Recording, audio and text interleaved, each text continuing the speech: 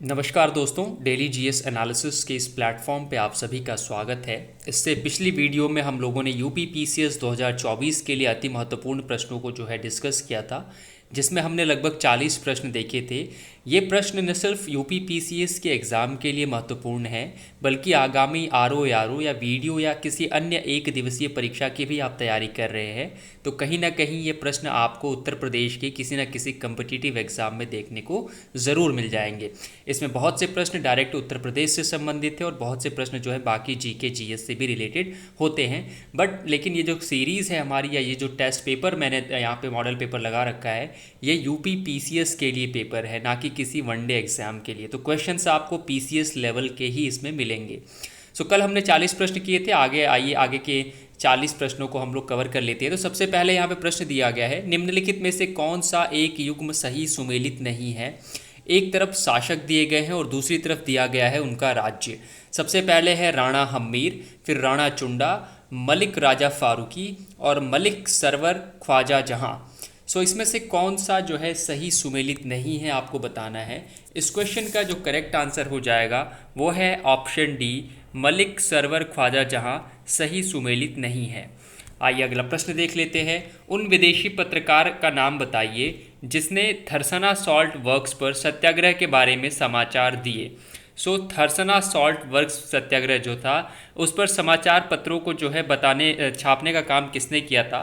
सबसे पहला ऑप्शन है फ्रांसिस लुई, दूसरा है मार्क टुली, तीसरा है वेब मिलर और चौथा है फिलिप स्प्रेट।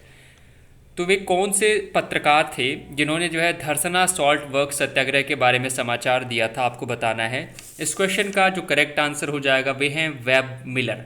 आइए अगला प्रश्न देख लेते हैं। निम्नलिखित घटनाओं पर विचार कीजिए तथा उनको कालानुक्रमानुसार व्यवस्थित कीजिए। ये जो है घटनाएं हैं, जैसे कि शारदा अधिनियम, नेहरू रिपोर्ट, साइमन कमीशन का गठन और डांडी मार्च, और इनको कालक्रम के अनुसार व्यवस्थित करना है। तो सबसे पहले इसमें जो आएगा वो है साइमन कमीशन, ठीक है। उसके बाद दूसरे नंबर पे आएगा नेहरू रिपोर्ट, तीसरे नंबर पे आपका आएगा शारदा अधिनियम और चौथे नंबर पे आएगा आपका डांडी मार्च। यानी इस क्वेश्चन का करेक्ट आंसर हो जाएगा ऑप्शन ए। आइए अगला प्रश्न देख लेते हैं हम लोग। भारतीय इतिहास के संदर्भ में वायकॉम सत्याग्रह के संबंध में निम्नलिखित कथनों में से कौन सा या कौन से कथन सही है। सबसे पहला कथन है, यह अस्पृश्यता और जातिगत भेदभाव के विरुद्ध एक सत्याग्रह था। और दूसरा है, महात्मा गांधी ने इस सत्याग्रह में भाग लिया था। नीचे दिए गए कूट में से आपको सही उत्तर का चयन करना है। ऑप्शन ए है केवल एक सही, ऑप्शन बी है केवल दो सही, ऑप्शन सी है एक और दो दोनों, और ऑप्शन डी है ना तो एक और ना ही दो। भारतीय इतिहास के संदर्भ में वायकॉम सत्याग्रह से संबंध में निम्नलिखित कथनों में से आपको बताना है कौन सा या कौन से कथन सही हैं। इस क्वेश्चन का करेक्ट आंसर हो जाएगा ऑप्शन सी, एक और दो दोनों ही सही हैं, ठीक है।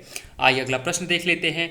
निम्नलिखित में से कौन सा कारण भारत में उत्तर पश्चिमी भाग में शीत ऋतु में होने वाली वर्षा के लिए उत्तरदायी है।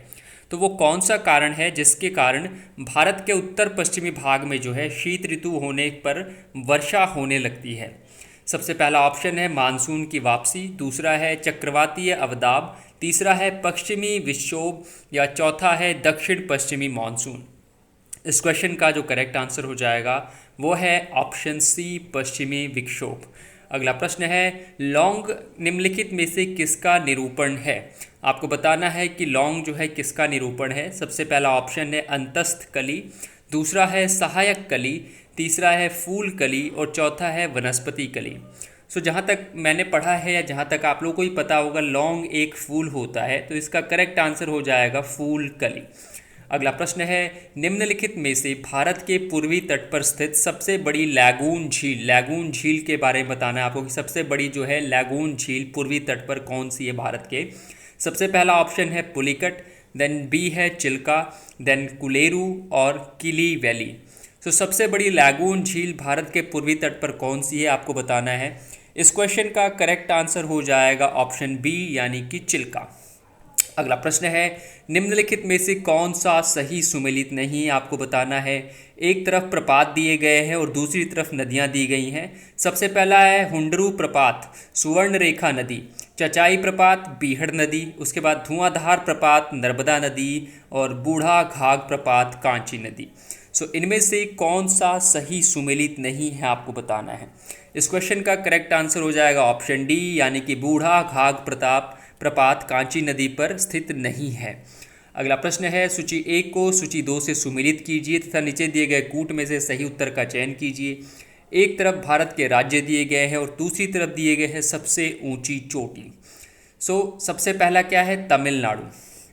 ठीक है, अब तमिलनाडु की सबसे ऊंची चोटी कौन सी आपको बताना है। आपको पता होगा अगर तो आप बता सकते हैं। देखिए, सबसे पहले तमिलनाडु है, इसमें जो डोडा बेटा चोटी है सबसे ऊंची चोटी आती है। उसके बाद राजस्थान में आता है गुरु शिखर चोटी। उसके बाद नागालैंड में जो है आपकी सरामती चोटी है और मध्य प्रदेश में धूपगढ़ चोटी है। ए का 4, देन बी का 3, सी का 2 और डी का 1, यानी कि लास्ट ऑप्शन जो डी है ये करेक्ट है। आइए अगला प्रश्न देख लेते हैं। निम्नलिखित युग्मों में से कौन सा युग्म सही सुमेलित नहीं है। एक तरफ स्थान दिया गया है और दूसरी तरफ दी गई है जनजातियां। सबसे पहले है अलास्का कोरियाक, क्या ये सही सुमेलित है। फिर बोर्नियो पुनान, फिर अरब मरुस्थल में रुवाला और स्वीडन तथा फिनलैंड में लैप्स। इस क्वेश्चन में जो सही सुमेलित नहीं है वो है ऑप्शन ए, अलास्का कोरियाक। ये सही सुमेलित नहीं है, यानी प्रश्न के अकॉर्डिंग जो है ऑप्शन ए एकदम करेक्ट आंसर हो जाएगा। अगला प्रश्न देख लेते हैं एक बार। सूची 1 को सूची 2 से सुमेलित कीजिए तथा नीचे दिए गए कूट में से सही उत्तर का चयन कीजिए। एक तरफ दिए गए हैं दार्शनिक और एक तरफ दिया गया है उनका दर्शन या सिद्धांत। सबसे पहले दिए गए हैं रामानुज के सामने दिया गया है शुद्धाद्वैत। फिर उसके बाद माधवाचार्य हैं द्वैताद्वैत, फिर निम्बार्क हैं द्वैत और वल्लभाचार्य हैं विशिष्टाद्वैत। तो इनमें से कौन सा सही सुमेलित होगा, आपको नीचे जो कूट दिया गया है उसमें से चयन करना है। सबसे पहले जो है रामानुज, इनका आएगा विशिष्टाद्वैत। फिर उसके बाद आपका आता है मध्यावाचार्य, उनका आएगा द्वैत। फिर है निम्बार्क का क्या हो जाएगा, निम्बार्क हो जाएंगे द्वैताद्वैत और वल्लभाचार्य का हो जाएगा शुद्धाद्वैत, यानी कि इस क्वेश्चन का करेक्ट आंसर हो जाएगा ऑप्शन बी। अगला प्रश्न है, निम्नलिखित युग्मों में से कौन सा एक सही सुमेलित नहीं है। सर्ववर्मन गया ताम्रपत्र से है। उसके बाद है ईश्वर वर्मन जौनपुर प्रस्तर अभिलेख में, ईशान वर्मन हरहा पाषाण अभिलेख में, या जीवित गुप्त द्वितीय दैव वर्णार्क अभिलेख। इस क्वेश्चन का जो करेक्ट आंसर हो जाएगा वो है ऑप्शन ए, ये सही सुमेलित नहीं किया गया है। अगला प्रश्न है, निम्नलिखित घटनाओं पर विचार कीजिए तथा उनको कालानुक्रम अनुसार व्यवस्थित कीजिए। सबसे पहले है मुदकी का युद्ध, उसके बाद है पोर्टो नोवा का युद्ध, उसके बाद है शकरखेड़ा का युद्ध और उसके बाद है बेदारा का युद्ध। तो इनको जो है घटनाक्रम अनुसार जो है आपको सही सुमेलित करना है।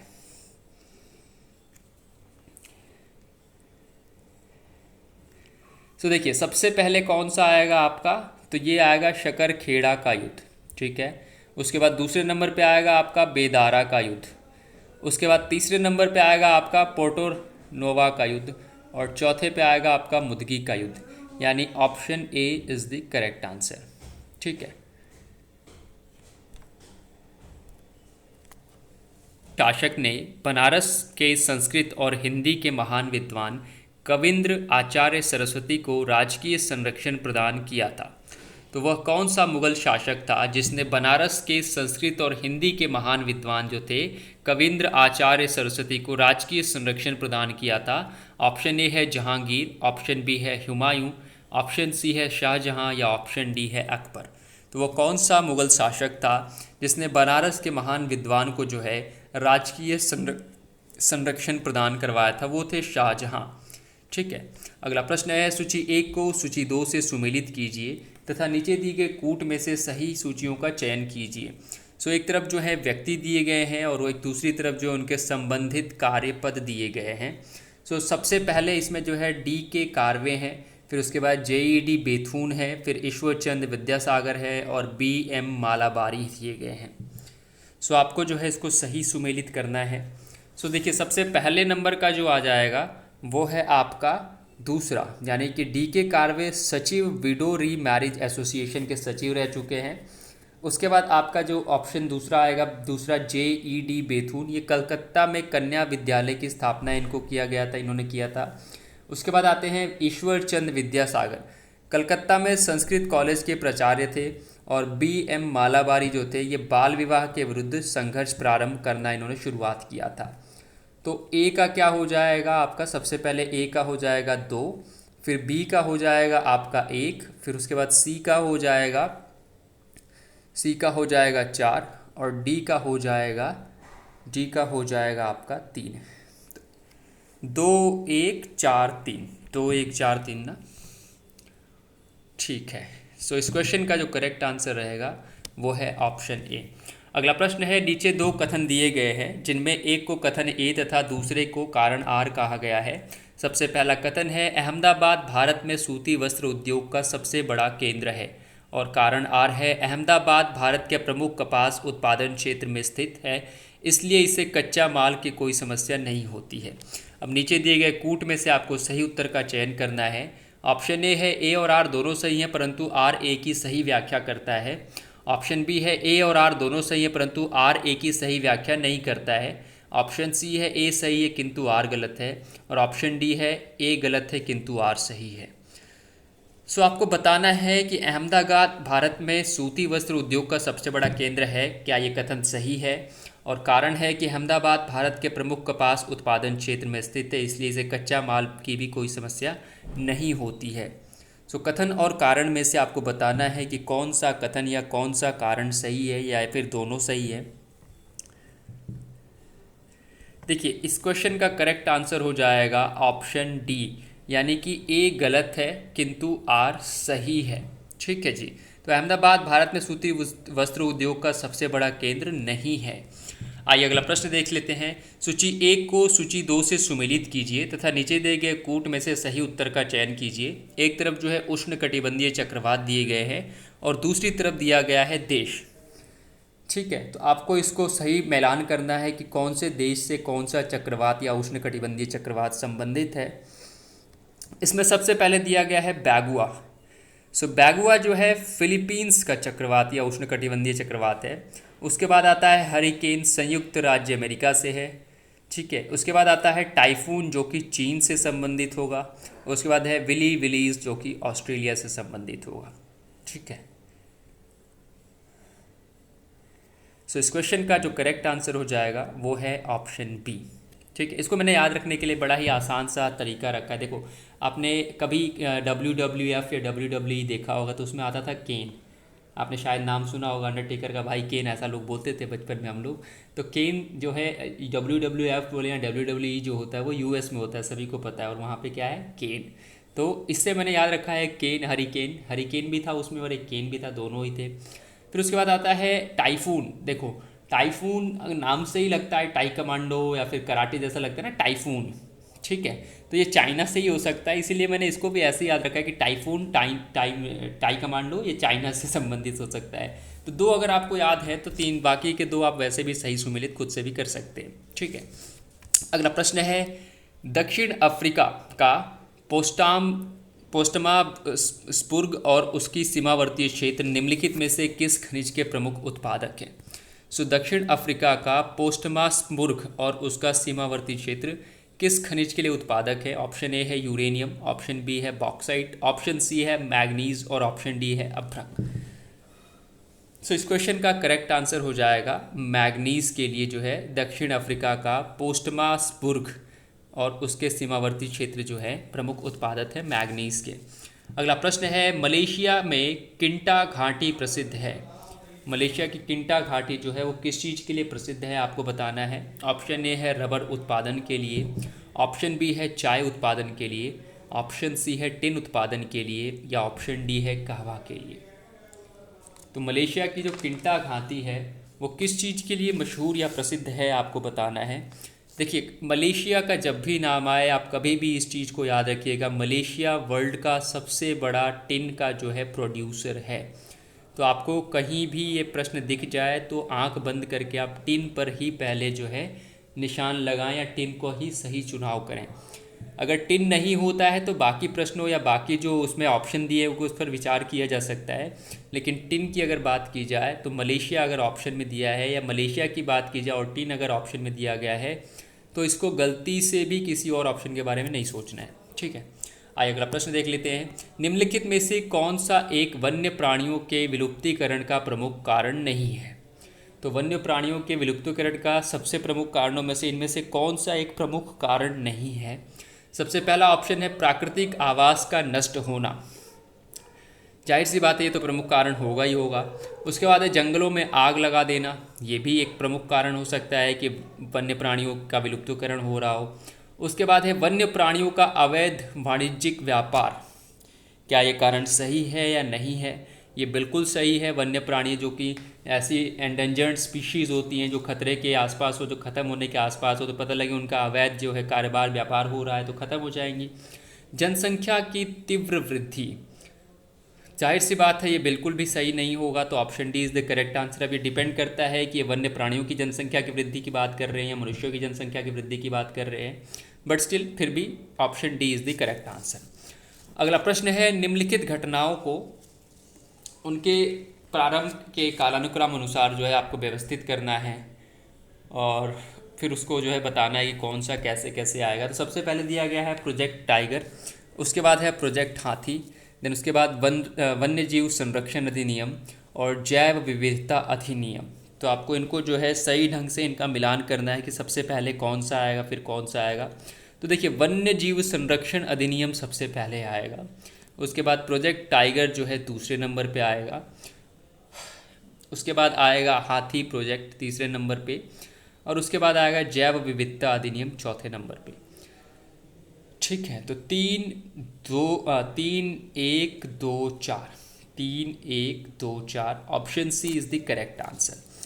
अगला प्रश्न है, पोषकीय यानी सस्टेनेबल पर्यटन का मुख्य उद्देश्य है पर्यटकों की संख्या में वृद्धि, बड़े पैमाने पर पर्यटन और लघु पैमाने पर यात्राओं पर प्रबंध करना, सांस्कृतिक अखंडता और पारिस्थितिकी बनाए रखने हुए पर्यटन और पर्यावरण का प्रबंधन करना, उपरोक्त में से कोई नहीं।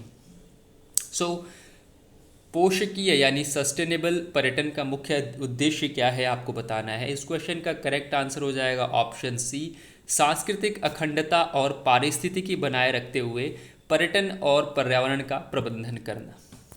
अगला प्रश्न है, पारिस्थितिकी संक्रमण अवधारणा का सर्वप्रथम प्रयोग किया गया। तो पारिस्थितिकी संक्रमण का जो अवधारणा उसका प्रयोग सबसे पहले किसके द्वारा किया गया था? ऑप्शन ए है एल्टन द्वारा, ऑप्शन बी है बेनेट द्वारा, ऑप्शन सी है बर्कले द्वारा, या ऑप्शन डी है रेडजेल द्वारा। इस क्वेश्चन का करेक्ट आंसर हो जाएगा बेनेट द्वारा। अगला प्रश्न है, सूची 1 को सूची 2 से सुमेलित कीजिए और नीचे दी गई कूट में से सही उत्तर का चयन कीजिए। एक तरफ जो है धातुएं दी गई हैं और दूसरी तरफ दिया गया उनका गुणधर्म। सबसे पहला है सोडियम, सबसे आसान ये भी है, यही है, चाकू से आसानी से काटा जा सकता है। उसके बाद है पारा, कमरे के ताप पर द्रव्य के रूप में होता है।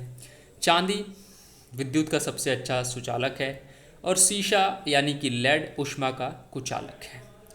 तो पहले का चौथा और दूसरे का दूसरा, पहले का चौथा और दूसरे का दूसरा, यानी option C is the correct answer. बाकियों को देखने की जरूरत ही नहीं है। अगला प्रश्न देख लेते हैं, मानव शरीर में प्रोटीन का पाचन निम्नलिखित में से किस अंग में प्रारंभ होता है? तो वो कौन सा अंग है जहाँ पर प्रोटीन का पाचन सबसे पहले शुरू होता है? बता सकता है कोई? सबसे पहला ऑप्शन है यकृत, उसके बाद दिया गया है मुंह, उसके बाद दिया गया है छोटी आंत, या उसके बाद दिया गया है अमाशय। खाने का पाचन सबसे पहले किस अंग में प्रारंभ होना शुरू हो जाता है? इस क्वेश्चन का करेक्ट आंसर हो जाएगा अमाशय, option D is the correct answer. आइए अगला प्रश्न देख लेते हैं हम लोग। मानव मस्तिष्क के बारे में निम्नलिखित कथनों पर विचार कीजिए। सबसे पहला कथन है, मस्तिष्क हृदय गति को नियंत्रित रखने के लिए उत्तरदायी है, और दूसरा है यह शरीर के संतुलन के लिए उत्तरदायी है। नीचे दिए गए कूट में से आपको सही उत्तर का चयन करना है। पहला ऑप्शन है केवल एक सही, दूसरा है केवल 2 सही, तीसरा है 1 और 2 दोनों सही, और चौथा है ना तो 1 और ना ही 2। मानव मस्तिष्क के बारे में बताना है कि क्या वो हृदय गति को नियंत्रित रखने के लिए उत्तरदायी है, या यह शरीर के संतुलन के लिए भी उत्तरदायी होता है। क्या ये दोनों ही कथन सही है या इनमें से कोई एक सही है, आपको बताना है। इस क्वेश्चन का करेक्ट आंसर हो जाएगा ऑप्शन सी, यानी ये दोनों ही कथन सही है। मस्तिष्क जो है हृदय की गति को नियंत्रित रखने के लिए उत्तरदायी होता है, और ये शरीर के संतुलन के लिए भी उत्तरदायी होता है। इसीलिए जब लोग शराब पी लेते हैं तो मस्तिष्क दिमाग काम करना बंद हो जाता है और लड़खड़ा के टेढ़े बड़े चलने लग जाते हैं। ठीक है जी। अगला प्रश्न है, संविधान के किस भाग में पंचायती राज व्यवस्था संबंधित प्रावधान दिए गए हैं? पंचायती राज्य व्यवस्था से संबंधित प्रावधान कौन से भाग में दिए गए हैं आपको बताना है। बड़ा ही सिंपल सा सरल सा प्रश्न है। भाग 9 में जो है पंचायती राज व्यवस्था संबंधित प्रावधान संविधान के दिए गए हैं। अगला प्रश्न है, निम्नलिखित घटनाओं पर विचार कीजिए तथा काल क्रमानुसार व्यवस्थित कीजिए। सबसे पहले है गदर पार्टी की स्थापना, फिर चिटगांव शस्त्रागार छापा, बर्लिन में इंडियन इंडिपेंडेंस कमेटी की स्थापना या केंद्रीय असेंबली बम कांड। इनको कालक्रम अनुसार यानी सबसे पहले, उसके बाद और सबसे लास्ट में, इस तरह से आपको इसको व्यवस्थित करना है। तो सबसे पहले आएगी गदर पार्टी की स्थापना, ठीक है। उसके बाद आएगा बर्लिन में इंडियन इंडिपेंडेंस कमेटी की स्थापना, उसके बाद आएगा केंद्रीय असेंबली में बम कांड, और उसके बाद आएगा चिट्टगांव शस्त्रागार में छापा। यानी इस क्वेश्चन का करेक्ट आंसर हो जाएगा ऑप्शन ए। अगला प्रश्न है, निम्नलिखित पर्वत श्रृंखलाओं में से कौन सी हिमालयन पर्वत श्रेणी में अवस्थित है? आपको बताना है वो कौन सी पर्वत श्रृंखला है जो हिमालयन पर्वत श्रेणी में अवस्थित है। चोओ, लोहोत्से, अन्नामलाई या सिरुमाली। वो कौन सी पर्वतमाला है या श्रृंखला है जो कि हिमालय की पर्वत श्रेणियों में अवस्थित है? कौन से हैं वो? क्या केवल 1, 2 और 3 है, या केवल 1, 2 है, या केवल 2, 3 और 4 हैं, और केवल 3 और 4 हैं? वो कौन से पर्वत श्रृंखलाएं हैं जो हिमालय पर्वत श्रेणी में अवस्थित है? देखिए, इस क्वेश्चन का करेक्ट आंसर हो जाएगा पहला और दूसरा, यानी कि केवल 1 और 2। Option B is the correct answer. अगला प्रश्न है, निम्नलिखित में से कौन सा एक देश स्थल रुद्ध है? यानी कि वो कौन सी कंट्री है जो कि लैंड लॉक्ड है, आपको बताना है। सबसे पहला है सूरीनाम, फिर है बोलीविया, फिर उरुग्वे और पेरू। वो कौन सी कंट्री है जो कि लैंड लॉक्ड है, आपको बताना है। देखिए, लैंड लॉक्ड में सबसे पहला ऑप्शन, अगर आपने थोड़ा सा ज्योग्राफी पढ़ा होगा या थोड़ा बहुत अगर आप करंट अफेयर्स देख रहे होंगे तो आपने देखा होगा कि अल नीना और ला नीना और अल नीनो की जो है बहुत ज़्यादा चर्चा हो रही है। और अगर आपने थोड़ा सा भी उस पर गहन चिंतन किया होगा तो पता चला होगा कि पेरू के मछुआरों ने जो है बहुत पहले एक अजीब सी स्थिति देखी थी समुद्र के अंदर, जिसमें पानी अचानक से जो है गर्म होने लगा था, ठीक है। उसी को जो है अल नीनो कहा जाता था। तो ये पेरू तो सिंपल सी बात है कि ये लैंडलॉक कंट्री हो ही नहीं सकता है। उरुग्वे की बात आती है, देखिए दोनों ही साउथ अमेरिका की कंट्रियाँ हैं, और उरुग्वे भी जो है ये आपकी जो आती है ये पानी के जल के समीप है। इसके बाद आता है आपका सूरीनाम। सूरीनाम लैंडलॉक्ड है या नहीं है आपको बताना है। और उसके बाद आता है बोलीविया। तो इन तीनों में से कौन सा करेक्ट आंसर? देखिए, बोलीविया जो है ये कम्प्लीटली लैंड लॉक्ड कंट्री है। तो इस क्वेश्चन का करेक्ट आंसर हो जाएगा ऑप्शन बी। आइए अगला प्रश्न देख लेते हैं। सूची 1 को सूची 2 से सुमेलित कीजिए तथा सूचियों में नीचे दिए गए कूट में से सही उत्तर का चयन कीजिए। एक तरफ जो है केंद्र दिया गया है और दूसरी तरफ दिया गया है उद्योग। तो सबसे पहले है ओसाका, देन डेट्रॉयट, क्यूबा और सेंट पीटर्सबर्ग। तो इनको आपको सही ढंग से मिलान करना है कि कौन सा किधर मैच करेगा या किस चीज़ का क्या केंद्र है। तो सबसे पहले आएगा ओसाका, सूती वस्त्र उद्योग। उसके बाद आपका आएगा यहाँ पर डेट्रॉयट, जो कि संबंधित है मोटर वाहन से। उसके बाद आएगा क्यूबा, जो कि सिगार बनती है। क्यूबन, आपने सिगार बहुत ज़्यादा सुना भी होगा, यूट्यूब पे Cuban cigar is very popular, very famous. And then आता है सेंट पीटर्सबर्ग, पोत निर्माण से संबंधित। सो इस क्वेश्चन का करेक्ट आंसर हो जाएगा ऑप्शन नंबर बी। अगला प्रश्न देख लेते हैं। भारत सरकार द्वारा पर्यावरण के परिरक्षण यानी संरक्षण अधिनियम कब पारित किया गया था? बहुत ही सिंपल सा आसान सा प्रश्न है, बट फिर भी अगर आप नए हैं तो हो सकता है आपको थोड़ा सा कठिन महसूस हो, बट कोई बात नहीं, धीरे धीरे ये चीज़ें आपको आसान होने लगेंगी। जब आप एक ही चीज़ को 50 बार पढ़ेंगे, 50 बार देखेंगे, तो वो चीज़ें आपको एकदम टिप्स पे याद हो जाएंगी। और ख़ास करके ये जो डेट्स वगैरह होती है, ईयर्स वगैरह होते हैं, ये बहुत इंपॉर्टेंट होते हैं। सो इस प्रश्न के अनुसार 1986 इज़ द राइट आंसर, ठीक है।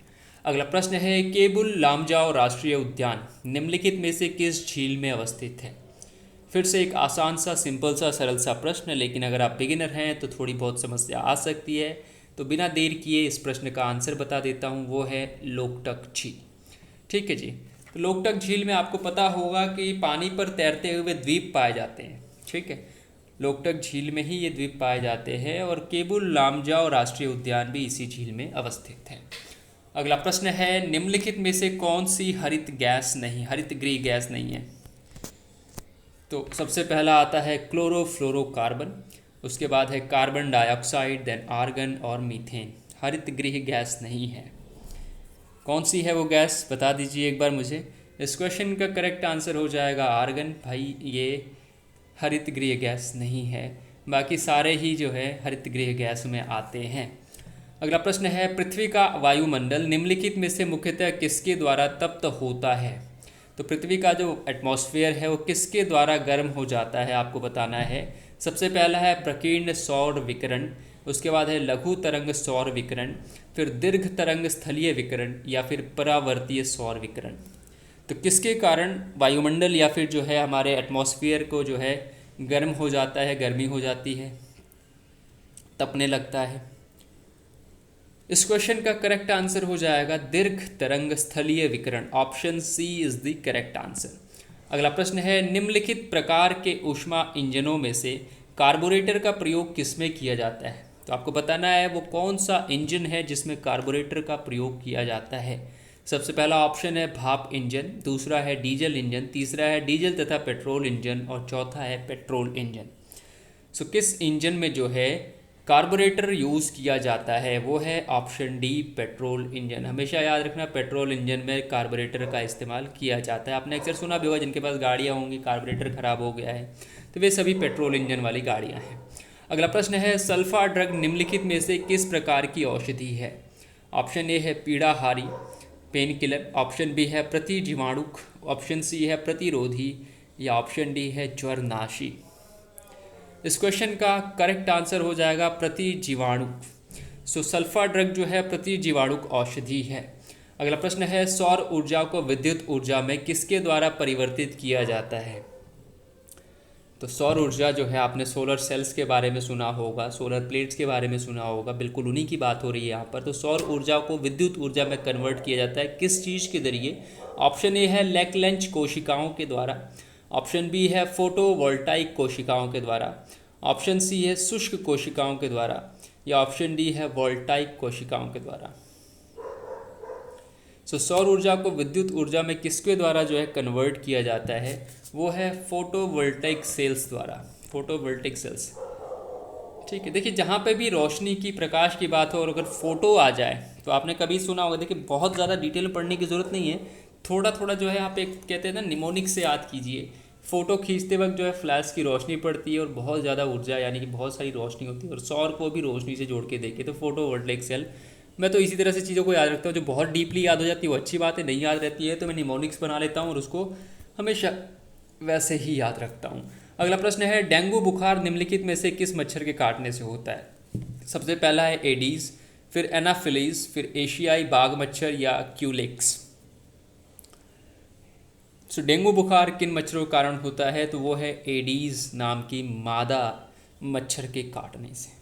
अगला प्रश्न है, भारत के नियंत्रक एवं महालेखा परीक्षक की ऑडिट रिपोर्ट का परीक्षण करती है? कौन परीक्षण करता है भैया? लोक उपक्रम समिति, प्राक्कलन समिति, लोक लेखा समिति या उपयुक्त में से कोई नहीं। सो देखिए हमेशा याद रखिएगा जहाँ भी कैग की बात आएगी या नियंत्रक एवं महालेखा परीक्षक की बात आएगी या उसके रिपोर्ट्स की बात आएगी वो हमेशा लोक लेखा समिति के पास जाएगी। सो आज के लिए इतने ही प्रश्न। अगर आपको ये श्रृंखला पसंद आ रही है, अगर आप लाइक कर रहे हैं प्रश्नों को, आपको लगता है कि इसमें और थोड़ी बहुत इम्प्रूवमेंट की ज़रूरत है या प्रश्नों की संख्या हमें बढ़ाने की ज़रूरत है क्योंकि एग्ज़ाम बहुत नज़दीक आ चुका है। अब मैं यूपी पीसीएस की बात नहीं कर रहा हूँ, आरओ और बाकी जो वनडे एग्ज़ाम्स हैं उसकी बात कर रहा हूँ, तो आप मुझे बता सकते हैं। मैं इसमें कोशिश करूँगा और भी अधिक प्रश्नों को जोड़ूँ क्योंकि रिस्पांस बहुत अच्छा नहीं आता है वीडियोस पे, इसलिए मेरा भी थोड़ा मन जो है भर जाता है कि यार क्या कर रहा हूँ मैं भी, इससे अच्छा पढ़ाई कर लिया जाए। पर मेरा भी ये पढ़ने का एक तरीका है, इसी बहाने आप लोगों से प्रश्नों का भी श्रृंखला साझा हो जाती है और इसी बहाने मेरी अपनी भी थोड़ी सी रिवीजन हो जाती है। बाकी पढ़ाई तो चली रही है। मिलते हैं अगले वीडियो में, तब तक के लिए पढ़ते रहिए, बढ़ते रहिए। तब तक के लिए नमस्कार, धन्यवाद आप सभी को, बाय बाय।